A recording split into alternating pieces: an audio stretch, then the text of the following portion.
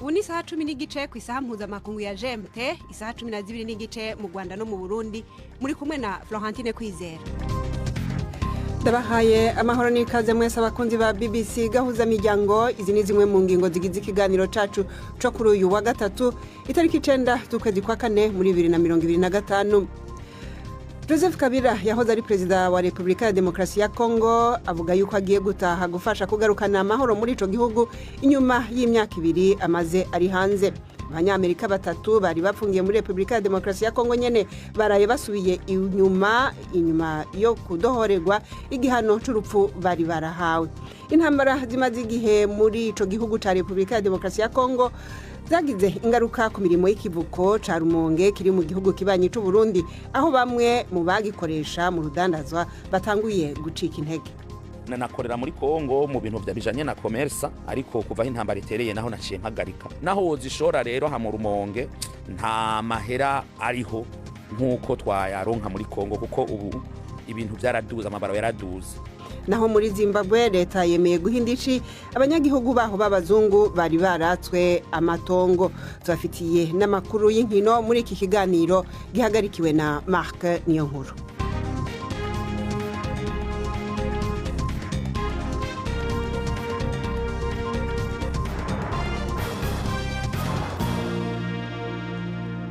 Imbere y'ivyo vyose ariko reka Nina Iradukunda abanza bashikirize amakuru avugwa hirya no hino kw'isi ari hano kuri BBC. Donald Trump yashinze urundi rutonde rw'amakori yise y'ibiturika ku isi yose. Ibihugu nka 60 yise ko biteje ingorane kuruta ibindi vyose ubu bizocirwa amakori menshi ku bicuruzwa biva hanze. Muri iyo ntambwe harimwo no kwiyongera cyane kw'amakori ku Bushinwa. Ibidandaza bimwe bimwe byo mu Bushinwa bizorihishwa amakori arenga ibice 100%. Beijing yagumye yemye yita Donald Trump umushinyaguzi, kandi yaranse gukora kwa makori yayo bwite yo kwihora kuri Amerika. Mu kiganiro n'abamenyesha makuru, umuvugizi w'ubushikiranganje bw'imigenderanire n'amakungu w'Ubushinwa Lin Jian yavuze ko Beijing izofata ingingo yo guhangana n'ivyo kugira ngo ikingire inyungu zayo. Uruhande rwa Amerika rurashira igitutu gikabije ku Bushinwa rushiraho amahoro atavangura. Ubushinwa buramagana bwivuye inyuma kandi ntibuzemera na rimwe iyi myitwarire yuzuye agasuzuguro n'iterabwoba. Niba leta zunze ubumwe za Amerika zishaka gukemura ikibazo mu nzira y'ibiganiro, bagomba kugaragaza imyitwarire ireba impande zombi irimo kubaha no kugererana mu kebo kamwe. Niba Amerika yirengagije inyungu z'ibihugu byombi ndetse n'iz'umuryango mpuzamahanga igatsimbarara ku gukomeza intambara y'imisoro n'ubucuruzi, Ubushinwa nabwo buzihimura. Hagataho ibihugu bigize umuryango w'ubumwe bwa Buraya vyatoye gushinga amakori yo kwihora kuri leta zunze ubumwe za Amerika. Amakori y'ibice 25% azoshingwa ku bicuruzwa bitandukanye by'abanyamerika kuva ku itariki 15 z'ukwa kane. Hazokongerwamo ibindi bicuruzwa mu kwezi gukurikira n'ibindi bizoshingwa mu kwezi kwa 12. Amakuru avuga ko ibicuruzwa Amerika ikura hanze bizogirwako n'izo ngaruka bizoba birimwo ivy'uburimyi n'ingano, inkoko, amapikipiki hamwe n'inyuzi zo kogesha amenyo. Ariko ivyo nukwihora gusa. Amakori yashinzwe ku vyuma birungikwa hanze by'ubumwe bwa Buraya. Amakori menshi y'ukwihora aracariko arihezwako. Uzoba umukuru wa leta y'Ubudagi mushasha Friedrich Merz yashize hanze urutonde rw'ingene yateguye ko leta yiwe y'ubumwe izokora. Inyuma y'amahinga menshi y'ibiganiro, uwo murongozi w'umugambwe wa Demokrate b'abakirisu yiyemeje gushinga ubutegetsi bukomeye n'umugambwe aranira guteza imbere imibereho y'abanyagihugu. Uburaya bwoshobora kwizigira. Uretse no gusezerana guteza imbere ubutunzi bw'Ubudagi, Bwana Merz yavuze mu kiganiro n'abamenyesha makuru ko abimukira binje badakurikije amategeko bazozibizwa. Kugira urunani kw'imigambwe ya SPD na SCU vyaciye vyihutirwa cyane kubera uguhungabana k'ubutunzi ku isi yose. Umugambwe wa Bwana Merz wasinze amatora yo mu kwezi kwa kabiri, ariko nta bwiganze bw'amajwi waronse. Iyi mwumva ni BBC gahuza miryango. Abanyapalestine n'imiburiburi 29 harimwo n'abana bishwe mu gitero c'indege ca Israel mu buseruko bw'igisagara ca Gaza nk'uko bivugwa n'ibitaro byo muri ako karere. Igisirikare ca Israel kivuga ko cariko kirarondera imwe mu ndongozi nkuru yo mu muhari wa Hamas. Ni inkuru ya Yolanner mwumva mwijwi rya Yvette Kabatesi. Amashusho ya video agaragaza mu miryango ndetse n'abashinzwe ubutabazi bariho bakura mu bisigazwa by'amazu imirambo y'abana bato yuzuye ibitaka. Iyo nyubako y'igorofa igeretseho amazu menshi yari iherereye Ishejaya mu burasirazuba bwa Gaza, ariko abahatuye bemeza ko itariri mu gace Israel yari yategetse ko abaho bimuka mu cyumweru gishize. Igisirikare cya Israel kivuga ko cyari kigambiriye umuyobozi muri Hamas ushinzwe gutegura no gushira mu bikorwa ibitero, kandi ko Israel yari yafashe ingamba zo kurinda abasivile. Hamas yo ivuga ko ari igitero cyo kumena amaraso. Wahozera mukuru w'igihugu ca Congo Joseph Kabila avuga ko azosubira mu gihugu vuba cyane kugira ngo afashe mu kurondera umuti w'intambara mu buseruko yatumye abantu bihumbi amajana bahunga. Bwana Kabila aba muri Afrika y'Epfo kuva mu mwaka wa 2023. Abamenyesha makuru bavuga ko ariko aragerageza gusubira mu vya politike mu gihe umukuru w'igihugu Felix Tshisekedi ari kw'igitutu cinshi cyane kubera umugwi w'abagwanyi ba M23. Bwana Tshisekedi yagirije uwamubanjirije gushigikira abo bagwanyi. Leta ya Kongo yitezwe ko iri mu biganiro n'umugwi wa M23 idoha muri iyi ndwi.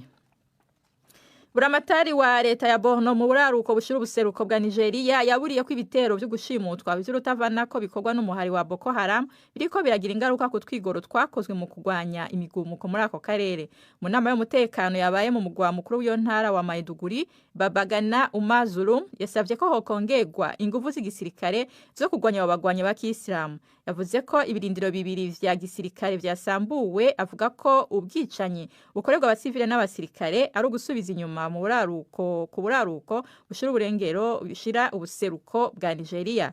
Intambara yo kugwanya iyo migwi y'intagondwa yararushirije gukomera nyuma yaho Niger iherutse kuvana ingabo zayo mu gisirikare c'akarere. Florentine Urakoze Nina Iradukunda kuri ayo makuru ya BBC. Yarahejeje kubibabwira mu kanya Nina Iradukunda yuko Joseph Kabila yahoze ari umukuru wa Republika ya Demokarasi ya Kongo avuga yuko agiye gutahuka mu gihugu ciwe inyuma y'imyaka 2 amaze muri Afrika y'Epfo. Uwo yatwaye Kongo imbere ya Perezida w'ubu Felix Tshisekedi akavuga yuko ikimutahukanye ari ugufasha gugarukana amahoro muri ico gihugu mu minsi heze. Yavuze ko kiri mu guturika kubera intambara. Leta ya Kongo imwagiriza gushigikira urunani AFC rurimwo umuhari M23 uhanganye na leta ya Kongo mu buseruko bw'ico gihugu. Reka iyi nkuru tuyibaze mugenzi wacu Prime Ndikumagenga ari Nairobi. Joseph Kabila adakunze kuvugira mu binyamakuru canke ku mugaragaro ivyo gutaha kwiwe vyemejwe n'ibinyamakuru Jeune Afrique na RFI bivuga ko vyaronse urwandiko rwiwe abivugamwo. Inyuma y'imyaka 5 ari mu gacerere, Kabila yongeye kuboneka mu binyamakuru mu kwezi kwa kabiri guheze, aho yavuga ko igihugu ciwe kiri hafi guturika kubera intambara y'imbere. RFI na Jeune Afrique bivuga yuko muri urwo rwandiko rwiwe avuga yuko agiye gutaha mu misi iri imbere kuko igihugu cifashe nabi mu rwego rw'umutekano no mu zindi nzego zose z'ubuzima bw'igihugu, akaba ajanywe no gufasha kurondera inyishu. Nta sango nyaryo Kabila atanga ryaho azotahira, gusa avuga yuko azotaha bidatevye ahereye mu buseruko bw'igihugu. Ntibizwi niba azoshikira mu ntara ya Katanga asanzwe afise abamushigikiye benshi canke mu ntara za Kivu zirangwamwo intambara hagati y'ingabo za leta na Kongo n'umuhari AFC urimwo M23 bivugwa ko ushigikiwe n'u Rwanda. Leta ya Kongo isanzwe yagiriza Joseph Kabila gushigikira urwo runani. Abihweza ibintu n'ibindi bavuga yuko inyuma yo gushika ku butegetsi President Felix Tshisekedi yanse gukurikiza amasezerano y'ibanga yari yabaye imbere y'amatora hagati yawe na Kabila yingene bari gusangira ubutegetsi amaze kumubisako mu 2019. Ivyo vyaje kwemezwa na Corneille Nangaa, ubu ariwe mukuru wa AFC M23. Ico gihe niwe yari umukuru w'umugwi ujejwe amatora, aho Tshisekedi yatahukanye intsinzi yabayemwo impari nyinshi. Ariko igihe Nangaa yavuga bimwe mu byari muri ayo masezerano, uruhande rwa Tshisekedi rwarabihakanye ruvuga yuko ari binyoma. Joseph Kabila ni umwe mu bantu bafise ijambo rikomeye muri politike muri Kongo, akagira n'abamushigikiye benshi. Uruhande azoshikiramwo niyo yamara gutaha nirwo ruzokwerekana ahahengamiye canke ko ari hagati na hagati. Prime Ndikumagenge, BBC Gahuza Miryango, Nairobi. Tukiri mu makuru yerekeye Republika ya Demokarasi ya Kongo, abanyamerika batatu baraye basubiye iwabo inyuma yo kudohorerwa igihano kijanye n'uruhara mu kugerageza gutembagaza ubutegetsi muri ico gihugu bwaburijwemo mu mwaka uheze. Hari hashize indwi Perezida Felix Tshisekedi adohoreye igihano c'urupfu abo batatu, no kuvuga Marcel Malanga Malu, Tyler Thompson na Zalman Palon Benjamin Rayben, cahinduwe gupfungwa ubuzima bwose. Ni inkuru iri ku rubuga rwa BBC mushikizwa na Siriake Muhawe nayo. Kuwa kabiri w'indwi iheze Perezida Felix Tshisekedi yari yadohoye igihano c'urupfu akigira ico gupfungwa burundu kuri Marcel Malanga Malu, Tyler Thompson na Zalman Palon Benjamin Rayben. Itangazo ryo mu biro vy'umukuru w'igihugu wa Kongo ryasohowe kuri uyu wa kabiri rivuga ko igihano cabo co gupfungwa burundu bagiye kukibandaniriza iwabo muri Leta Zunze za Amerika. Ibibaye nyuma y'urugendo rwa Masad Boulos, umuhanuzi mukuru wa Perezida Donald Trump kuri Afrika, yagize i Kinshasa mu ndwi iheze, aho yaganiriye na Perezida Tshisekedi ku bintu bitandukanye harimo n'amasezerano yo kwimba ubutare n'ubudandaji. Itangazo rivuga ko abagabo ko ari batatu barekuwe mu gitondo co kuri uyu wa kabiri bisabwe n'ubushikiriza manza. Mu kwezi kw'icenda mu mwaka uheze abantu 37 barimwo abanyamerika batatu, umwongereza umwe, umubirigi n'umunyekanada baciriwe igihano c'urupfu inyuma yo guhamwa n'icaha co kugerageza gutembagaza ubutegetsi bwa Perezida wa Kongo Felix Tshisekedi. Bagijwe kugira ibitero ku ngoro ya Perezida no ku muhana wa Vital Kamerhe, umukuru w'inama nshingamateka ya Kongo. Christian Malanga, umunyamerika akomoka muri Kongo, akekwa kuba ari we yararongoye abo bashaka gutembagaza ubutegetsi, we yiciwe muri ico gitero. Siriake Muhawe nayo, BBC Gahuzamiryango i Nairobi. Twerekeze mu Burundi. Intambara zimaze igihe muri Republika ya Demokarasi ya Kongo hagati y'ingabo z'ico gihugu n'umuhari M23 zaragize ingaruka ku mirimo y'ikivuko ca Rumonge kiri aho mu gihugu kibanyi c'u Burundi. Nkuko bimenyeshwa n'ubuyobozi bw'iki kivuko mu mezi abiri aheze, ngo niho ibintu vyunyutse kurusha kubera bumwe mu bwato bwahora buzana ibidandazwa bwari busigaye buzana impunzi. Izi ntambara zaragize kandi n'ingaruka ku badandaza ubwabo, baba abarundi canke abanyekongo bakorera hagati y'ivyo bihugu vyompi. Bamwe babwiye BBC Gahuzamiryango yuko imirimo yabo yahagaze. Jidas Ihundimpundu yarishikiye mu Rumonge maze adutegurira inkuru ikurikira. Aha ni ukivuko ca Rumonge. Abakozi bariko barapanga amakazi y'inzoga z'ihinguriro Brarudi zigira zijabukanwe muri Republika ya Demokarasi ya Kongo. Utereje amaso mu kiyaga Tanganyika nko ku metero 40, uhabona ubwato bugera kuri 5 buhagaze. Bumwe burindiriye gupakira kugira bufate inzira bwerekeza muri Kongo. Ubundi nabwo buriko barapakurura ibidandazwa, hakaba n'ubuhejeje gushikana ingenzi. Nubwo biboneka ko imirimo ifashe neza kuri iki kivuko, abadandaza baturuka muri Kongo ntibanezerewe. Bavuga ko intambara zimaze igihe zibera mu gihugu iwabo zatumye imirimo yabo ihungabana rwose. Balenga Lukendeza yamuka mu karere ka Baraka, numwe muri bo akaba ari karapakurura ibidandazwa. Siku hizi biashara haviendi, yani tulikuwa tunapata muri iyi minsi urudandazwa gwifashe nabi cyane. Twahora turonka abakiriya baturuka za Bukavu na Goma baje gutora nk'inzoga bajana muri za Masisi na Maniema, ariko abo bose ntibakiza. Ntibakironka abaca kubera umutekano muke urangwayo. Intambara zitaraduka mu ndimwe gusa umuntu yaba yahejeje kugurisha ivyo yaranguye byose, ariko ubu n'ukwezi kurahera bitararonka abakiriya bila hata kabisa muzigo ule upeleka kuisha. Ikindi kibangamiye abadandaza muri Kongo n'ubukene bw'amafaranga y'agaciro. Safari ya Kombalebo yamuka Ifizi. Hali ya vita ni vile sababu njia nyingi zimeziba. Uko iby'intambara byifashe, inzira nyinshi zo mu misozi ntizikigenda. Abakiriya bacu bari basanzwe bavayo ntibakiza. No ku ruhande rwa Uvira nuko nyine bimeze. Igihombo cya mbere tugira ni ibicuruzwa bitakiza. Icya kabiri nacyo ni amadolari atakiboneka habe na make. Dola zenyewe kupatikana mzunguko wa dola ni mkumbu. Uretse abanyekongo, hari n'abanyarumonge bahora barangurira imirimo y'ubudandaji muri Kongo. Bavuga ko bataye bakomoka kubera intambara zirangwayo kandi ko ubu babayeho nabi. Onezime Manirakiza yahora adandaza impuzu. Nakorera muri Kongo mu bintu bijanye na commerce, ariko kuva intambara itereye naho naciye mpagarika. Naho wozishora rero ha mu Rumonge nta mahera ariho nkuko twayaronka muri Kongo, kuko ubu ibintu byaraduza, amabaro yaraduze. Ariko yugiye kudandariza mu kindi gihugu kiri hakurya, tuvuge nk'ibaro waguze 700, tuvuga ashobora kwidanaza nk'idolari nk'ijana na 130, 150 ugasanga rero akarusho. Ariko ngaho usanga kugira ukure mu 700 birakugora nahisemo je kureka ndicaye. Ubuyobozi bw'ikivuko ca Rumonge buremeza ko intambara ziriko zibera muri Kongo hagati y'ingabo z'ico gihugu n'umuhari M23 zagize ingaruka ku mirimo yaco. Ariko Agrippine Nduwimana arongoye ico kivuko avuga ko uba ari mitende. Kubera hariya hari umutekano muke haraciyeho akantu gatonyi kuko amato tarakeza ku murindi uyahoraza ku kwezi kwa kabiri cyane byaribonekeje yuko umurindi wabaza gutora ibidandazwa cyane abakongomani aya mato waragabanutse. Ariko ubu turumva yuko umengo ibintu byarahindutse nawe nyene barasubiye kubura yuko umurindi wasubiye kuza kwa kundi byahora nkakera. Uwo mutegetsi ntatomora neza uruhombo rwabaye ingene rungana mu mafaranga. Ariko amenyesha ko ibintu vyifashe neza buri munsi kivuko cakira n'imiburiburi ubwato butatu bunini. Gildas Yihunda Impundu mu Rumonge. Arakoze Gildas Yihunda Impundu, inkuru yiwe dushikanye ku isaha imwe iburi minota 13 mu karere k'ibiyaga binini. Ndi Florentine Kwizera. BBC gahuza miryango Igoma ni kuri FM 93 n'ibice 8. Gahuza miryango ibajane muri Zimbabwe aho leta yatangaje yuko igiye guhindici y'amadolari arenga gatoya miliyoni 3 abanyazimbabwe b'abazungu bakuwe mu matongo yabo harashize imyaka 20. Ibi bikurikiye indishi yari yahawe abagwiza tunga b'abanyamahanga mu kwezi kwa mbere bo amatongo yabo yari afise ubwishingizi hakurikijwe amasezerano yo gushora imitahe hagati y'ibihugu. Kuva mu mwaka w'ibihumbi 2000 ibihumbi by'abarimyi b'abazungu barakuwe mu matongo yabo hishimikijwe politike ya leta yo gukosora ivyakozwe mu gihe c'ubukoroni byo kwigarurira amatongo. Ni inkuru ya Shangaye Nyoka mushikirizwa na Jean-Claude Mwambutsa.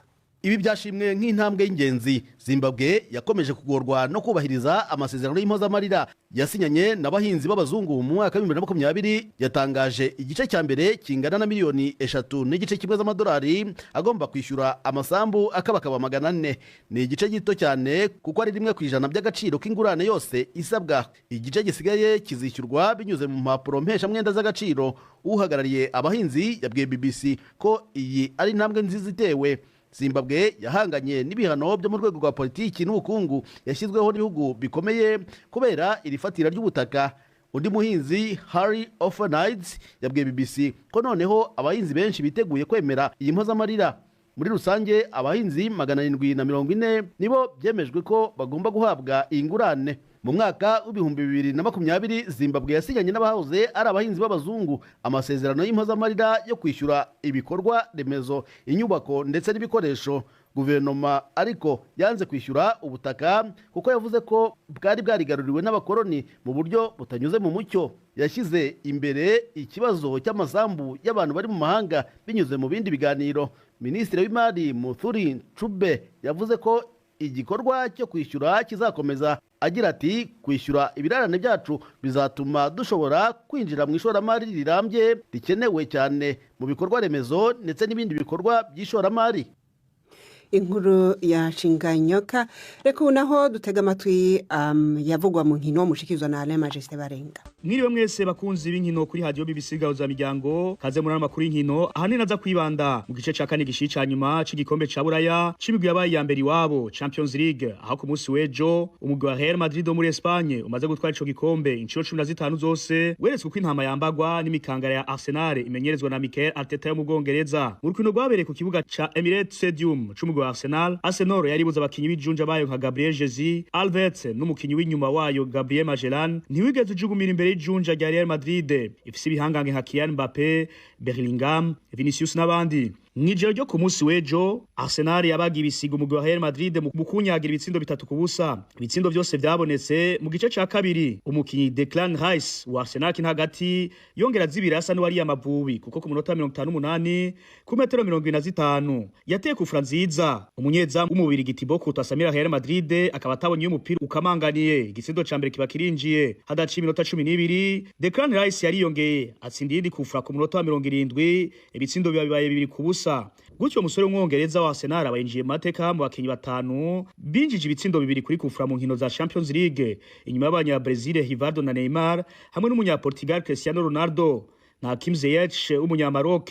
Kais akaba yabaye mu wa mbere atsinze kufura zibiri mu mwanya buto w'iminota 12 muri izo nkino za Champions League. Ntivyahereye aho kuko mugenzi we Mikel Merino yaciye adendura umugwi wa Real Madrid mu gutsinda igitsindo ca gatatu ku minota 75. Real Madrid ibitashe zirayoye ikazorindira urukino rwo gusubiriza rutegekanijwe mu ndwi imwe ku kibuga ca Santiago Bernabeu aho abasore ba Carlo Ancelotti bazo bafise igikorwa kidasanzwe cyo gutsinda ibitsindo birenga bitatu. Dukiri mu gikombe ca Buraya undi mu gutorehewe ni Bayern Munchen no mu Budagi ku kibuga cawo wakira Inter de Milan mu Butaliyano. Bayern Munchen wamaramara imbere y'abakunzi bawo bari basidukanye niyo nka kuwushigikira ugutsindwa ibitsindo 2-1. Igitsindo ca mbere cinjwe n'umunya Argentine Lautaro Martinez akinirwa mu Inter de Milan ku minota 38. Inyuma yaho ku minota 85 Thomas Müller amaze imyaka 17 akina umugwi wa Bayern Munchen yaragomboye ico gitsindo yamara umunezero w'abakunzi w'umugwi wa Bayern Munchen wamaze akanyura umumara ku minota 88. David Fratesi w'umugwi wa Inter de Milan yaciye atsinda igitsindo kigira kabiri birangira ari 2-1. Urukino rwo kwishura kwazoba mu ndwi imwe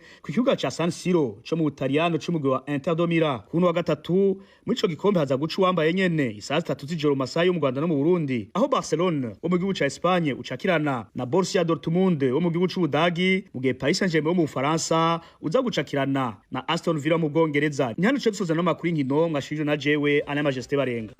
Urakoze Ana Majesté Barenga. Mu kibanza c'ikiganiro c'abakenyezi naho uno munsi tubajana muri Afrika y'Epfo aho abagore barimwo abakamakare bageze mu myaka ya za 80 baherutse mu ihiganwa ry'inkino z'umupira w'amaguru. Mu gihe ihiganwa ry'igikombe ca FIFA mu mupira w'amaguru ziteganijwe mu mwaka uza, abo bakenyezi bari muri ndi higanwa ry'igikombe c'isi cataziriwe Soccer Grannies World Cup ryabereye Limpopo mu buseruko bw'igihugu ca Afrika y'Epfo, yitabiriwe n'abagore bari hagati y'imyaka 55 na 85 bari mu migwi 200 ituruka mu bihugu indwi, bitanu muri byo bikaba ari byo ku mugabane wa Afrika. Byarangiye rero mu mpera z'indwi yarayiheze. Umva uko bamwe muri abo bakenyezi biganiye uko biyumva. Umunyamakuru Priyanka Sipi inkuru yiwe mwishikizwa na Sayake Muhawe nayo.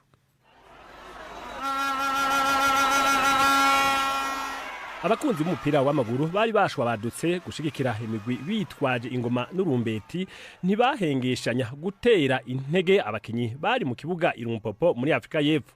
Warukino rusanzwe ariko iri sihiganwa risanzwe. Iki ni igikombe c'isi c'umupira w'amaguru c'abatamakazi bafite imyaka iri hagati ya 55 na 85. Fisi imyaka 60 y'amavuka nayihimbaje mu kwezi kwa kabiri. Kuri Anani w'imyaka 60 umupira w'amaguru ni ikintu kirenze cyane urukino gusa. Bituma tuguma dufise amagara meza. Nahora nguma mfata imiti y'ingwara idakira, ariko ubu muri iyi minsi meze neza naco mbaye. Umukinyi nkunda ni Lionel Messi. Igihe cyose ndavye umupira w'amaguru ariko arakina mvuga nti iyaba nari nkiri muto kandi nkaba umugabo bankora nk'ivyakora. Imigwi itandatu yo muri Afrika, Amerika n'Ubufaransa niyo yitavye iryo higanwa ry'imisi 3. Gertrude w'imyaka 56 akina igihugu ca Kenya. Numwe mu bakinyi bakiri bato kurusha abandi muri iryo higanwa. Dukina umupira kubera amagara yacu. Uyu ni umuti atarushinga utewe. Ndi umugore atagira umwitwarariko.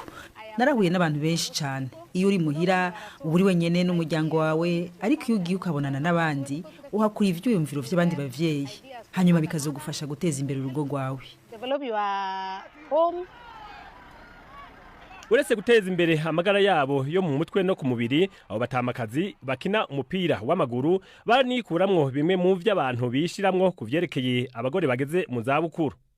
Sinjalim afise imyaka 72 yamuka muri Togo. Umupira w'amaguru ni uwa bose. Hari n'abagore bifuza gukina kugira ngo bagire ubuzima bwiza. Niyo mpamvu twahisemo gukinira hamwe. Imbere yuko urukino rwo kugura rutangura, Rebecca Nsanwisa w'imyaka 57 yatunganije iri higanwa yatumiye imigwi yitavye ihiganwa iwe Limpopo. Yatanguje ikipe ya mbere y'umupira w'amaguru w'abatamakazi muri Afrika y'Epfo, nyuma yaho muganga wiwe amuhanuriye kurushirizaho gukora imyimenyerezo ngororamubiri. Yaciye agenda mu mihingo myinshi yo muri Afrika kugira ngo ahimirize abandi batamakazi gutangura kugira imyimenyerezo. ndarengewe cyane kuko ibi ntavyo nari niteze yari indoto yanje kuronka ihiganwa ry'igikombe c'isi mwibuke ko FIFA yatanguranye imigwi ine natwe twatanguranye 12 kandi tuguma dukura buri munsi rero bisigura ko nsumba FIFA. Abo bagore bifuza kubona abandi batamakazi muri Afrika yose binjira mu mupira w'amaguru. Kuri bo imyaka nibiharuro gusa. Tangura gukora imyimenyerezo kandi iyo ukora imyimenyerezo imitsi yawe iraba mishasha ugasubira kuba muto gusumba. Ubu ufise imyaka 60 ariko iyo ndi mu kibuga numva afise imyaka 16. When I'm in the ground, I feel like I'm 16 years old. Inkuru ya Priyanka Sipi niyo irangije ikiganiro cacu ariko imbere yuko tubasezera reka tubanze tubahonje ku runana rw'ejo. Mu kiganiro runana cyo kuri wa kane twabateguriye Honorine cyakoroze guhamagara da kumbe ndaguhamagara nyubuka nyihorera dorere ibi ni bikira Honorine ibi ni bikirimo ibyo ndimo se ntubibona ubu ese uri mu gusasa n'ubwanjye n'umwana wanjye Kareme hanyuma usanzwe urarahabaye ni 12:45 kuri BBC.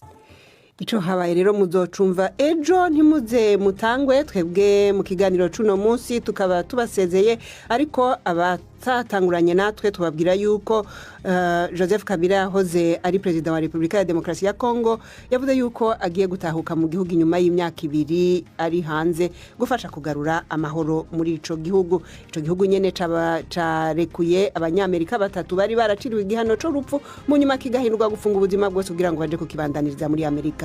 Na hariyo ndabasezereye mwari kumwe na Florentine Kwizera mwakoze gukurikira BBC Gahuza Miryango.